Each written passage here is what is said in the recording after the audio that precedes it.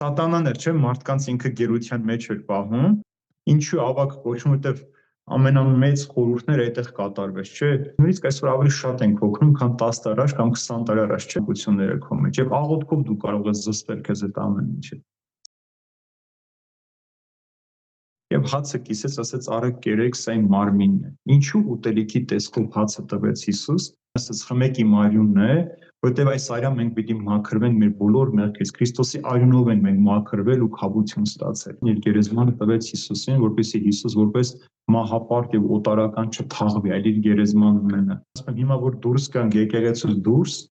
մարդկանց խոսցնենք, 99%-ը կասեն, որ իրենք քրիստոնյա են, բայց երբ որ ասեմ Հարությանը հավատում եք, ասել են ոչ։ Կյանքն է, նոր կյանքը, նորոգված կյանքը, բացում է Քրիստոսի գրկի մեջ։ Ինչպես որ նաև Սուրբ Ծնունդի ժամանակ, բոլորը հավաքում են Սուրբ Ծնունդ են նշում, բայց Քրիստոս չկա, այնտեղ չէ, ծննդյան գլխավոր հերոսը ինքը չկա։ Քրիստոսը չարչարվեց, մատնվեց, խաչվեց, անարգվեց, թաղվեց, հետո նոր հարություն առնես, հասկանաս ինչ ասել է հարությամբ ապրել, որտեղ մեկ բան է հարություն առնել, մեկ բան է հարությալ ապրել։ Քրիստոս հարյա վիմերելոց։ Օրհնյալ է հարությունը Քրիստոսի։ Ամեն Արթուր ջան։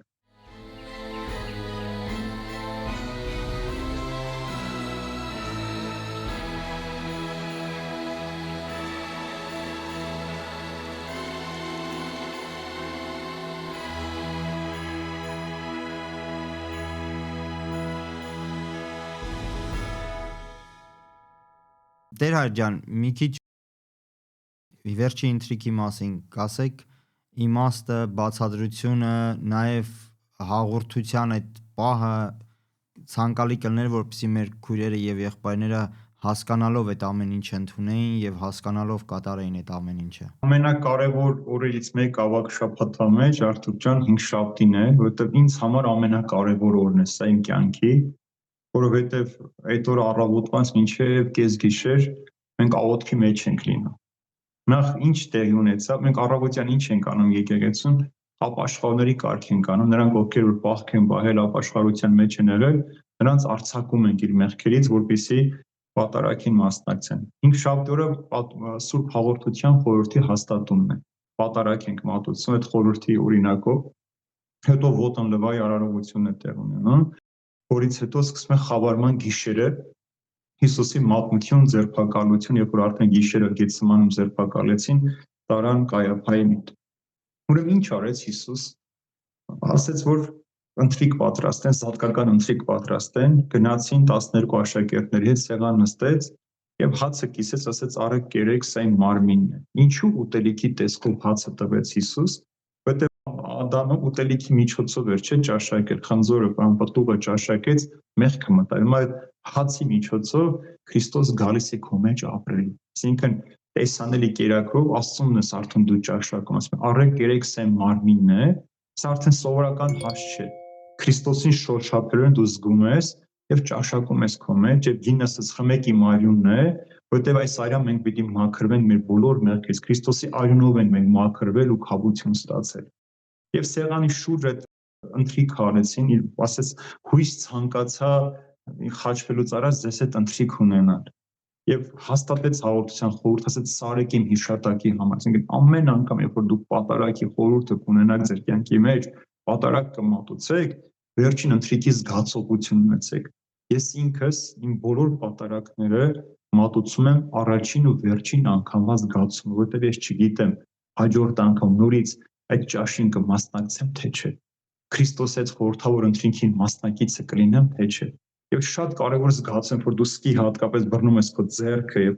մարմին այոնը ճաշակում ես, ինձ թվում է որ ես Քրիստոսի ձեռքից վերցրեցի եւ ճաշակեցի։ Եվ Քրիստոսը պիտի գամ ու բնակվեմ քո մեջ։ Եվ որ ուտում ես հացից խմում ես գինից, մեզ նրան պիտի հարություն տամ։ Ուրեմն այս հացի միջոցով դու հարության խորհուրդն ես ապրում։ Քրիստոս քո մեջ է բնակվում, ինչեւ քո հարության օրը Քրիստոս քեզ հետ է։ Հետո ինչ արեց Հիսուս։ Ընթրիքից հետո վեր կացավ աշակերտների ոտքերը լվաց, ասելով որ ես Տերս եւ Վարդապետս որ լվում եմ ձեր ոտքերը, նույնը դու արեք։ Սա ամենագեղեցիկ խորհուրդն է, խոնարհությունը ցույց տալու, որ ինչքան կարևոր է որ մարդը խոնարհ լինի, ինչ պաշտոնի կոչնուր լինի, ինքը այդ խոնարհությունը կարողանա ունենալ։ Եվ ինչպես որ Աբրահամը, հիշում ես վրանի առջև ասում է տեսավ օտարներ, ասեց Տեր թույլ տվեք ձեր ոտքերը լվանամ։ Եվ Աբրահամը լվաց հրեշտակների ոտքերը, եւ քանի որ առաքյալներն պետք է նեղ ճանապարհներով անցնեին խաչվեյության, նահատակության ճանապարհ անցնեն, նրանց ոտքերը լվաց, ուժ տվեց, որպեսզի նրանք հետագայում, երբ որ գնան ավետարանը քարոզելու, չվախենան։ Եվ ասում է դրանից հետո գնացին Գեթսեմանի, ամենակարևոր պահը Հիսուս այնտեղ աղոթում է Հայր Աստծուն, Հայր, եթե կամենում ես, այս բաժակը հեռացրու ինձանից, բայց ոչ թե իմ, այլ քո կամքը թող լինի։ Ինքը որ աղոթքների պատասխանողն էր Հիսուս, ինքը որ մեր բոլոր խնդրանքները լսում ու կատարում է, հիմա ինքն է աղոթում Հորը, որ Տեր, եթե կամենում ես, այս չարչարանքի ճանապարհի, այս բաժակը ինձանից հեռու տար, բայց թող քո կամքը լինի։ Բայց այնտեղ էլ առաքյալներն են, չէ, 3 անգամ եկավ, տեսավ քնած, ասում է արթուն եղեք, աղոթեք, որպեսզի փորձության մեջ չընկնեք, ցույց տալու համար, որ առանց աղոթքի մարդը միշտ փորձության պիտի ենթարկվի։ Եթե քո ընկնքի մեջ աղոթք չկա, դու Տիրոջը զրույց չունես, դու անդադար փորձությունների մեջ պիտի հայտնվես։ Նամանավանդ Պետրոս առաքյալը հայտնվեց, չէ, խաչելության ժամանակ։ Երբ որ եկան Հիսուսին ձերբակալելու, Արթուր ջան, ասում են ում եք փնտրում, ասում են Հիսուսին, ասում են ես եմ։ Ասում են եկողները հետ գնացին։ Որևէ մեկին որ գալիս են ձերբակալելու, ինքը չի ասում ես եմ, եկեք ինձ ձերբակալեք, ինքը ամեն ինչ անում խուսափի ձերբակալությունից։ Բայց Տերն ասում է ես եմ։ Տերը ցույց է տալիս, որ իր խաչելությունը կամավոր է։ Ինքը կամավորապես է գալիս այս ամենին։ Իրեն չեն պարտադրել, չեն ստիպել, ինքը սիրով է գալիս ինձ եւ քեզ եւ բոլոր մարդկանց համար խաչվելու եւ չարչարվելու։ Եվ Հիսուսին ձերբակալեցին, այդ ավագ հինգշաբթի արդեն այն վերջացնենք այն հատվածը, որտեղ որ Հիսուսին արդեն տանում են Կայափայի տուն։ Եվ այդ ընթացքում գեղեցիկ արարողություն մենք 12 մոմեր ենք վառում, մի հատը սև, եւ ամեն ավետարանից ընդհանուր մոմերը հանգցնում ենք, որ այսինքն առաքյալները լքեցին Հիսուսին, միայն Հիսուսը մնաց եկավ, վերջում եկեղեցիներ բոլոր լույսերը հանգնում են, խավարում է տեղննում, եւ այդտեղ նաեւ երգում ենք Ուրես մայրիմ, այդ շարական այդ աղոթքը, որ Հիսուս իբրև մարդ, այսինքն Ուրես մայր ինձ բոլորը թողեցին, իմ անուշ մայր, դու արի ինձ մխիթարից։ Սարսափելի զգացողություն է սա, դրա համար ասում եմ ավագ հինգշաբթի խորհուրդը կյանքի մեջ չգտնվող խորհուրդ է, Արթուր ջան։ Մենք էլ ենք հաճախ այդ վիճակին հայտնում, երբ որ մեր հարազատը, մեր մտերիմը մեզ ցավ է պատճառում, մեր թիկունքից հարվածում է, դու մենակ ես մնում։ Եվ մենք էլ ասում ենք Տեր ուր ես, հասիր ինձ օգնության։ Ավագ ուրբաթ արդեն Հիսուսի խաչելության թաղման արարողություններն են։ Շատ կարևոր է այս զգացողությունները ապրել, ուղղակի ապրել, ներկա լինել եկեղեցում, չզլանալ, գնալ այդ արարողություններին մասնակցել, որ Հիսուսի այդ ամբողջ այս զոհաբերությունը մեկ նպատակ ունի ինձ ու քեզ փրկելու։ Եվ արդեն հարության խորհուրդը, որ հաղթանակն է մեր կյանքի մեջ։ Տեր հայր ջան, երբ որ Քրիստոսին խաչեցին, խաչելության ժամանակ ավազակներն էին, կուզեի որպեսզի դա պատմեիք, նաև երբ մահացավ Քրիստոսը խաչի վրա, վարագույրը պատռվեց, նաև երբ Քրիստոս մահացավ, ասում է իջավ դժոխքից մարդկանց հոգիները ազատագրեց, կուզեի որպեսզի մի հատ այդ խաչելության պահը բացատրեիք մեր ունկնդիրներին։ Տիրոջ հետ տարան նաև երկու ավազակ խաչեցին, այսինքն սա անարգանք էր նաև Քրիստոսի համար, աջ եւ ձախ ողքերում ավազակներ են որպես մահապարտ եւ գիտեք այդպիսի մարդկանց համար գերեզման չէին թողնում որ դնեին, գերեզմանի մեջ թաղեն, դրանց տանում են մի ուրիշ տեղ թաղում են։ Այդ էր պատճառը, որ Հոսեփ Արեմաթացին իր գերեզմանը տվեց Քրիստոսյան, որովհետև արդեն ուրբաթ էր, շաբաթներ լուսանալու, իրավունք չունեին գործ անելու, գերեզման քանդելու, դրա համար Հոսեփ Արեմաթացին իր գերեզմանը տվեց Հիսուսին, որպեսզի Հիսուս որպես մահապարտ եւ օտարական չթաղվի, այլ իր գերեզման ունենա։ Եվ ինչու կույս գերեզմանի մեջ թաղեցին, որպեսզի հանկարծ չասին այնտեղից ուրիշ մարդ է հարություն առել, կամ այնտեղ ուրիշ մեկի ոսկորներն է դրած եղել, նրա ոսկորներին է կպել հարություն, ինչպես որ պատանու դրեցին Եղիսեի գերեզմանախոսի մեջ հարություն առա։ Ուրեմն շատ էս ինչքան մանրակրկիտ մտածված է Տիրոջ բոլոր քայլերը, որ պատահական չէր, որ մաքուր ոչ մեկ չթաղված գերեզմանի մեջ պիտի թաղվեր։ Երբ որ Հիսուսին խաչեցին, ովքեր էին Հիսուսի մոտ, Արթուր ջան, պես բացի այն մարդիկ, ովքեր որ բժշկվել էին անդամալույսներ, կույրեր, խուլեր, կաղեր, այլատեսակ հիվանդներ, բորոտներ, Հիսուսի մայրն էր, Հովհաննես Սարաքյանն էր, մի խումբ կանայք են յուղաբեր եւ մի քանի հավատացյալ ռոմեական զինվոր են, մեծ բազմությունը չկար, հեռացել էին Հիսուսից եւ երկու ավազակներն էլ սկզբում Հիսուսին փորձեցին մեղադրել եւ մեկը մինչեւ վերջ էլ մնաց իր համոզում մեջ, որ ասել է դուք Աստծո որդին ես, համ քեզ փրկիր, համ մեզ փրկիր, իսկ մյուսը փրկված ավազակն ասեց մենք մեր մեղքերի համար ենք խաչվում, բայց այս մարդը արդար է եւ ասաց Տեր հիշիր ինձ, երբ որ գաս քո արքայությամբ, հավատաց իր վերջին խոստովանության մեջ, հավատաց Քրիստոսին եւ փրկվեց։ Երբ որ Հիսուս խաչի վրա մնաց ընդամենը 3 ժամ, խաչի վրա մնաց Հիսուս, 3 ժամվա ընթացքում Հիսուս մահացավ, 7 խոսքեր ասեց Հիսուս խաչի վրա եւ հոգին ավանդեց։ Եվ գիտեք, որ խաչվածն եթե չեն մահանում, գալիս էին սպանում են, ոսկորներն էին ջարդում, ինչպես որ ավազակների ոսկորները ջարդեցին, եւ որ տեսան Հիսուս մահացած էր, զինվորը նիզակով նրա կողքը խոցեց եւ ջուրը արյուն թափեց եւ Հիսուսի ոսկորները չկոտրեցին։ Հետո վիճակ գցեցին նրա զինվորը, այսինքն ամեն բան ինչ որ կատարվեց, ամբողջը մարգարեության մեջ նկարագրված էր։ Եվ այդ պահին, որ Հիսուս ավանդվեց, ինչ եղավ, ցերեկը ժամը 12-ն էր, չէ՞, ցերեկ պարզ արևոտ մտնեց։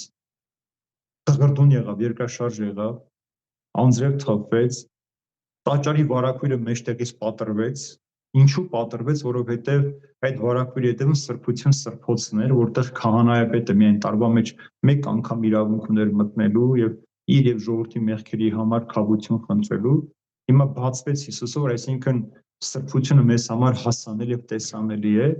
եւ այդտեղ Հեթանոս ռոմեացի զինվորը հարյուրապետը Ղուկիանոսը ասաց արդար է, որ այս մարդը Աստծո որդի է։ Ուրեմն Հեթանոսը հավատաց, բայց այնտեղ կանգնած փարիսեցիները, քահանապետերը, օրենսգետները չհավատացին։ Երբ որ Հիսուս մահացավ, Հոսեփ Արևմատացին գնաց Պիղատոսի հետ, խնդրեց Հիսուսի մարմինը, Պիղատոսն էր զարմացած, որ այսքան շուտ մահացել էր, եւ Սուրբ Աստված շարականը, որ մենք երգում ենք, Արթուր ջան, գեղեցիկ երգը, Հոսեփ Արևմատացին խաչի մոտ երբ որ իջեցնում են Հիսուսի համար երգեց Սուրբ Աստված, Սուրբ եւ Հզոր, Սուրբ եւ Ամա, որ խաչեցար վասնում էր։ Ուրեմն Հոսեփ Արևմատացին է երգել այս շարականը, այս աղոթքը Հիսուս, որ մեզ համար ամենօրյա երգեցողություն է դարձել։ Եվ կտավների մեջ փաթաթեցին, դրեցին գերեզմանի մեջ, գերեզմանը կնքեցին, որովհետև նախ փարիսեցիների համար ինչ էր, որ կարող է Հիսուս հարություն առնել, վախենում էին եւ գնացին Պիղատոսի մոտ, ասացին, որ սա ասել է, որ երրորդ օրը պիտի հարություն առնի, վեր պահակներ նշանակեն։ Դրա համար գերեզմանը կնքեցին եւ զինվորներ կանգնացրեցին, որպեսզի հարությունը մերժեն։ Երբ որ արդեն գերեզմանը փակված էր, սրանք շատ ուրախացան, որ իրենք հաղթանակ են տարել։ Բայց երբ որ հաջորդ օրը Հիսուս հարություն առավ, իրենք հասկացան այդ ժամանակավոր հաղթանակը հավիտենական պարտությանը վերածվել։ Երբ որ Հիսուսին դրեցին արդեն գերեզմանի մեջ, մարմինը դրվեց գերեզմանի մեջ, Հիսուս հոգով իջավ դժոխք, Արթուր ջան։ Դժոխքում քարոզեց, աբիրեց եւ շատ շատերին հանեց այնտեղից։ Դա համար Մատթեոս ավետարանի մեջ ասում է, որ շատ գերեզմաններ բացվեցին, մարդիկ որ ննջած են մինչ այդ հարյուրավոր հազարավոր տան դուրս եկան, մտան քաղաք եւ շատերը նրանց ճանաչեցին։ Հիմա հարց պիտի առաջանա, ինչ դժոխք իջավ, ինչ աբիրեց։ Ուրեմն դժոխքը, երբ որ մենք ասում ենք դժոխք, մենք նախ հասկանում ենք տանջանքի վայր, երկրորդ որտեղ որ լինում են ննջած մարդիկ, մահացած մարդիկ։ Ուրեմն Ադամից մինչև Հովհաննես Մկրտիչ բոլորը պահվում են այնտեղ սատանայի գերության մեջ էին, թեև իրենք տանջանքներ չէին կրում, արդարներ ու սուրբեր, ինչպես որ տեսնում ենք նաև Աղքատ Ղազարոսի առակի մեջ, չէ՞, ասում են մեծ հարուստը գլուխը բարձրացրեց տանջանքների մեջ, տեսավ Ղազարոսին, որ հայր Աբրահամի գրկում հանգստանում էր։ Եվ Հիսուս իջավ այդ պահվող վայրը, այնտեղ քարոզեց եւ դուրս հանեց Ադամից մինչև Հովհաննես Մկրտիչ բոլորային մաքուր, ազնիվ սրբակենցաղ ապրող մարդկանց, ովքեր պահվում են, դուրս եկան գերեզմաններից եւ մարդիկ նրանց տեսան ու ճանաչեցին։ Տեր հայր ջան, արդյոք հարությունը միայն անցյալում կատարված իրադարձություն է, թե դա իրադարձություն է, որ ամեն օր քրիստոնյայի կյանքում պետքա վերապրվի եւ վերագնահատվի եւ այդ կյանքով շարունակվի ապրել։ Արթուր ջան, մեր ամբողջ քրիստոնեական հավատքը հարության վրա է հիմնված։ Եթե չկա հարություն, չկա նաև մեր հավատքը։ Ինչ է ասում Պողոս Արաքյալը։ Եթե մենք մերժում ենք մեռելների հարությունը, Քրիստոսի հարությունն ենք մերժում։ Եվ եթե չկա մեռելների հարություն, ասում է, զուր է մեր քարոզությունը, զուր է ձեր հավատքը։ Ով չի հավատում հարությանը, նա խեղճ ու ողորմելի մարդ։ Սա անցյալում կատարված դեպք չէ, որ արձանագրվել ու անցել գնացել է։ Այլ սա ցույց է տալիս հավիտենական կյանքի, մեր երկրավոր կյանքի շարունակությունը հավիտենական կյանքի մեջ։ Մինչև Հիսուս Քրիստոս մահը ամենասարսափելին էր, որովհետև ոչ ոք չէր կարող մահվանը հաղթել։ Մահը մինչև այսօր մահը աշխարհի վրա ամենաուժեղն է, չէ՞, ամենազորավոր, թե թագավոր, թե հարուստ, թե գեղեցիկ, թե տգեղ, թե առողջ Իվան, բոլորին հավասար տանում է, վերցնում է եւ ոչ ոք չի կարող նրա դեմը առնել։ Բայց երբ որ դու հարության հույս ունես քո մեջ, հավատում ես հարությանը, մահը քեզ համար ընդամենը միջոց է դառնում մուտք գործել այդ կյանքի մեջ։ Մահը հավիտենական կյանքի դուռն է ինձ համար, Արտուր ջան։ Այդ դուռը դու բացում ես, մտնում ես հավիտենական կյանքի մեջ։ Ինչու պետք է Հիսուսի հարությունը այսքան կարևոր էր։ Նախ Հիսուսը իր կյանքի ընթացքում, երկրավոր այդ կյանքի ընթացքում մի քանի դեպքեր եղան, չէ՞ որ հարություն տվեց Հայրոսի աղջկան, Ղազարոսին, Մարթայի եւ Մարիամի եղբորը։ Ուրեմն ինչ էր սրանք։ Ինչև այդ ով կարող էր մեռելին հարություն տալ։ Կար մեկը, որ հարություն էր տվել։ Ուրեմն Քրիստոս եկավ 4 օրով մեռելը գերեզմանից դուրս եկավ։ Նույնիսկ չէ քույրը ասում է Տեր Հիսուս ասում է արդեն 4 օրով մեռելը հոտ կգա։ Այսինքն իրենք վկայում են, որ սա բեմականացում չէր, ինչ որ մի բան չէր, իրական դեպք էր, պատահեց եւ շատերը տեսան ու հավատացին այդ օրը։ Բայց Քրիստոսի հարությունը հաղթանակած էր։ Ինչու՞։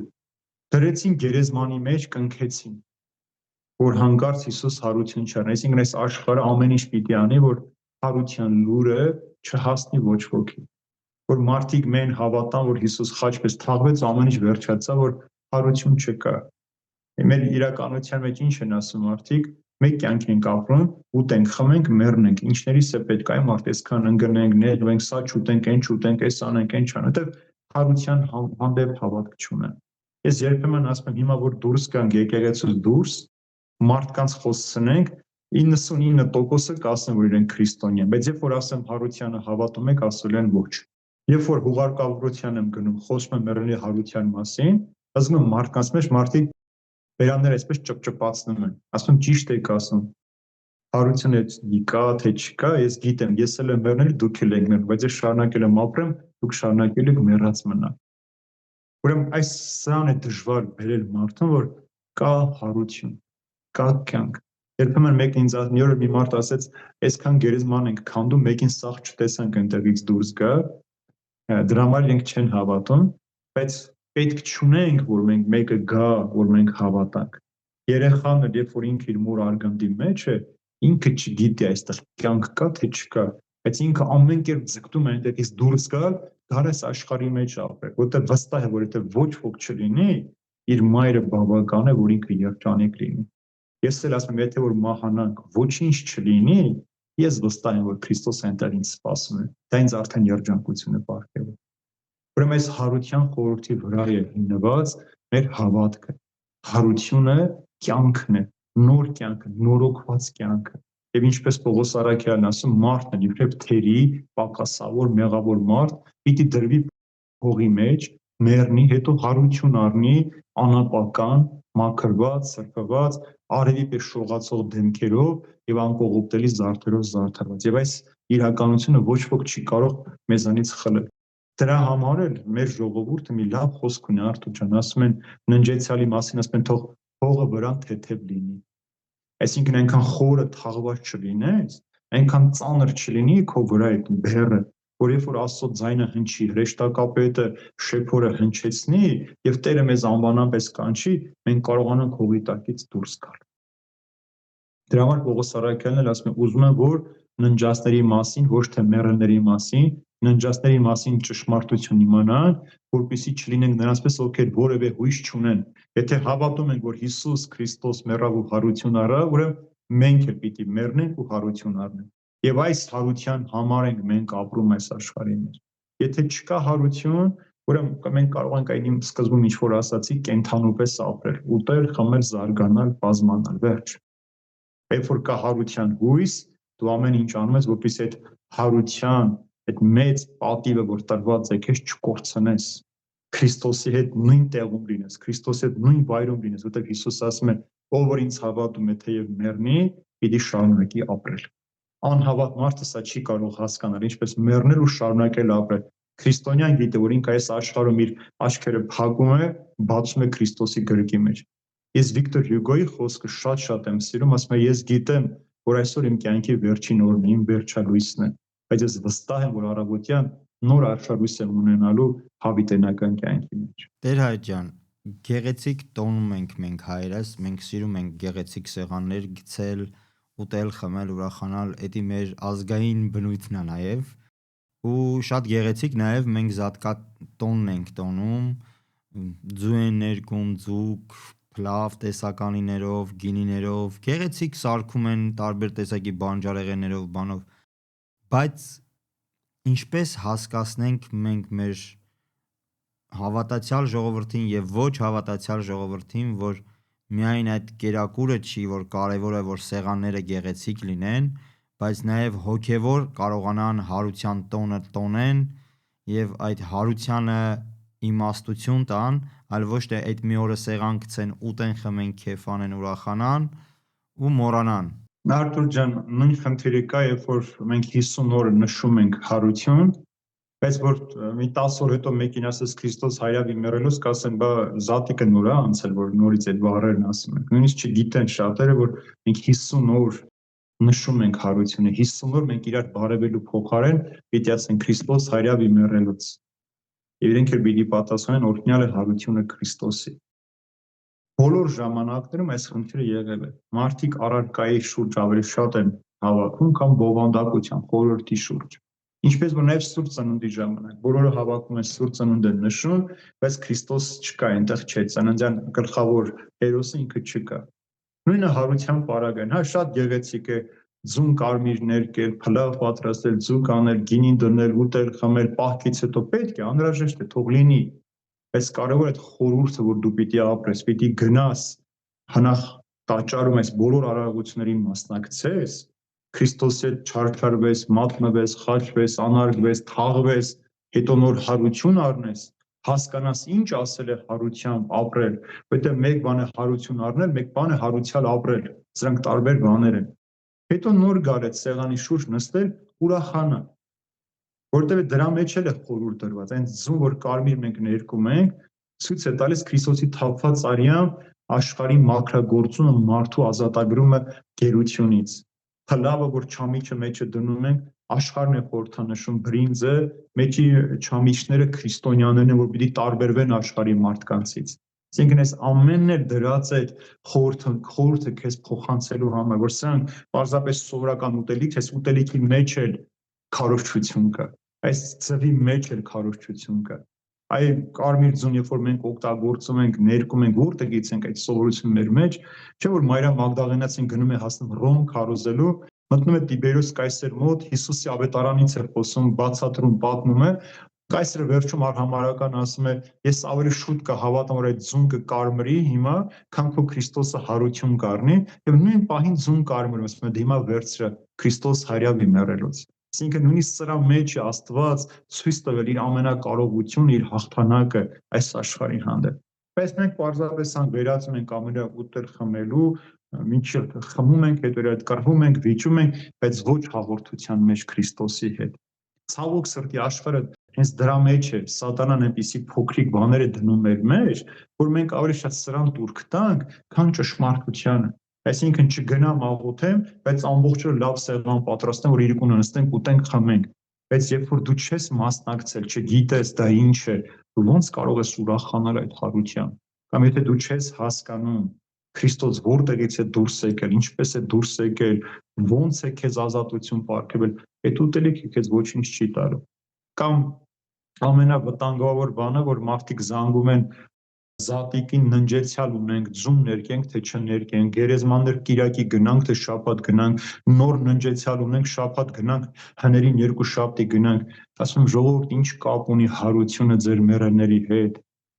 ձում ներկելը ինչ կապ ունի մեռելի հետ, դա հարության խորհրդանիշն է, ոչ թե ննջեցյալի համար է այդ ամեն ինչը։ Դες նույնիսկ մարդիկ այստեղ 10-րդական, 20-րդական, 1000-րդական բաներն ավելի շատ դուրք են տալիս, քան ճշմարտությանը։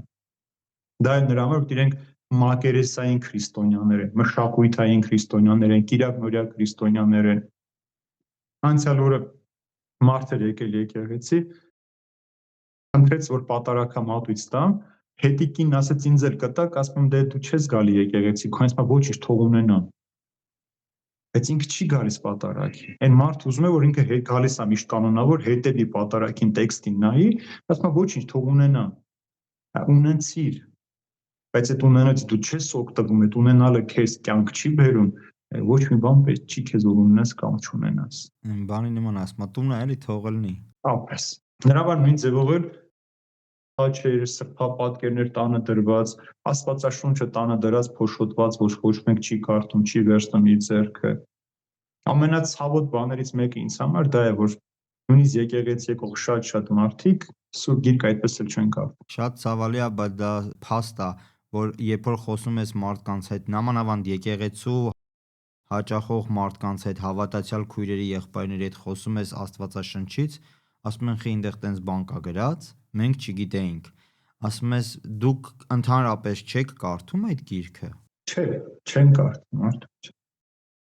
Վախենում են կարդալ։ Կամ ժամանակ չունեն որ կարդան։ Ժամանակ ունեն նստեն սերիալներ նայեն, հարևաններից բան վասեն։ Այդ արդեն նյութական, ֆիզիկական, մարմնական բաներ են, դրա ժամանակը բոլորն էլ ունեն։ Մարդը, որ ասում է ինչու չես գալիս պատարագին, ասում է դե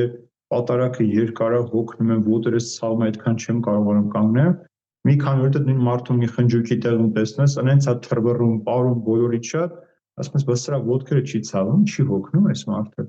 Ասում են ծխի հոտի, բանը ծխի խնկի հոտից չենք դիմանում, բայց գնում ես միտեղ ամբողջ տղամարդիկ ծխում են, ծխախոտի հոտի մեջ իրենք լավ են պարում են։ Դե դուք մի հատ լավ խոսք ունեք, միշտ ասում եք ոչ թե պատարագն է երկար, այլ ձեր սերն է կարճ։ Ցավոք սրտի դա տենց է, մարդկանց սերն է կարճ։ Գեղեցիկ մաղթանքով, գեղեցիկ նոտայով մեր այսօրվա այս գեղեցիկ տոնական հաղորդաշարը ավարտի հասցնենք Տեր Հայր ջան։ Ձեր պատգամը մեր հավատացյալ ունկնդիրներին Զատիկի արթիվ, հարության տոնի արթիվ, կուզենայի որ գեղեցիկ պատգամ մի հատ մատուցեիք մեզ։ Արթուր ջան, նախ կուզեմ որ բոլոր մարդիկ հիշեն, որ հարությամբ է մեր հաղթանակը տրված մեզ։ Հարության խորհրդով են մենք հաղթանակ տարել։ Առանց հարության այս զորություն ունենալու մենք ամեն օր պարտություն կկրենք։ Նա որ հարությանը չի հավատում, ինքը միշտ վախենում է, ինքը վախի մեջ է ապրում։ Այն մարդը, ով հարությանը չի հավատում, ինքը միշտ կորցնելու մասին է մտածում, ոչ թե ապրելու մասին։ Այն մարդը, ով հարությանը չի հավատում, իր սերը ժամանակավոր է, հավիտենական չէ։ Եվ վերջապես այն մարդը, ով հարությանը չի հավատում, ինքը չի կարող ճշմարտության մեջ ապրել։ Եվ կուզեմ, որ մեր ժողովուրդը, բոլոր այն քրիստոնյաները, ովքեր որ հարության այս ճանապարհը պիտի անցնեն, իրականում զգան Քրիստոսին։ Մենք Թովմաս Արաքյալի պես չասենք, մինչև ձեռքերը չշոշափեմ, ձեռքս իր կողին չդիպցնեմ, չեմ հավատա Քրիստոսի հարությանը, այլ մենք հավատանք առանց տեսնելու, զգալու, որովհետև սա ուղղակի անցյալում տեղ ունեցող պատմություն չէ, որ միայն Սուրբ Գրքի մեջ է գրված, այլ մեզ է փոխանցված այդ ամենը։ Երկրորդ հարությունը հին մարդու նորոգության մասին է, որ հին մարդը իր մեղքերով ծանրաբեռնված հիմա հարության միջոցով ինքը նոր մարդ է դառնում։ Կուզեմ, որ մենք հարությունից հետո, զատիկից հետո, որ զատիկ բառը նաև զատվել է նշանակում, զատվենք մեղքից, բաժանենք, հեռանանք մեղքից, նոր մարդ դառնանք, առանց ամաչելու, առանց մեղքերի գործելու, առանց մեղադրելի կյանք ունենալու, նոր մարդ դառնանք, նոր մտածողությամբ, նոր ապրելակերպով եւ մեր դարձով դեպի Աստված։ Երրորդ հարությունը միշտ որ գարնան է լինում, այն ժամանակ, երբ որ ամբողջ բնությունը Ձմեռվա հանգստից հետո արթնանում է, ծառերը կանաչում են, ծաղկում են։ Հարությունը ցույց է տալիս, որ դու այդ կյանքով պիտի ծաղկես, եւ ինչ որ հաղորդման սկզբում ասացի, ծաղիկը, տերևը եւ պտուղը մեր մեջ լինի, որ մեր հավատքը, հույսը, սերը պատղաբեր արդյունավոր դառնա, այսինքն չասենք հավատում ենք հարությանը, բայց իրականում միշտ կասկածանքով մոտենանք այդ հարությանը։ Եվ վերջապես հարությունը քեզ Քրիստոսը նման կյանք է տալիս, որ դու Քրիստոսի նմանությամբ ապրես այս աշխարհի մեջ։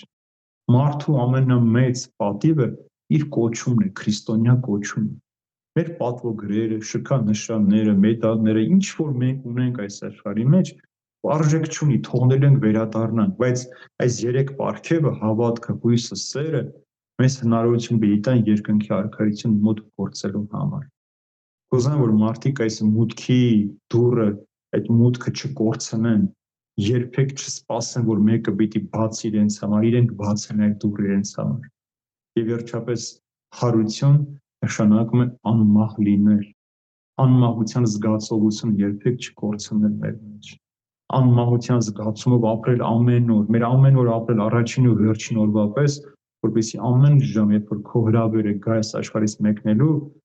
մենք էլ առաքյալի պես ասենք, մահ, ուր է քո խայթոցը, այլևս չեմ վախենում քեզ, ես ազատ եմ։ Իսկ ով է հաղթանակած դուրս գալիս, նա որ հաղթում է մահվան զգացողությունը իր մեջ։ Ինքը երբ որ հարության խորհուրդը իրապես ապրում է, ինքը այլևս ոչնչից չի վախենում այս աշխարհի մեջ։ Նեղություններ, դժվարություններ, փորձություններ, հալածան, այս բոլորը մեկ նպատակ են ծառայում մեր հավատքը, հույսը, սերը պատղաբեր դարձնելու համար։ Երբ որ մենք իրար զատկագորնել ասենք Քրիստոս հարյավի մեռելոց, դա միայն մեր շուրթերը չպատասխանեն սովորության համաձայն օրհնյալ է հարությունը Քրիստոսի, այլ դա մեր հոգու ճիճը լինի, մեր հոգու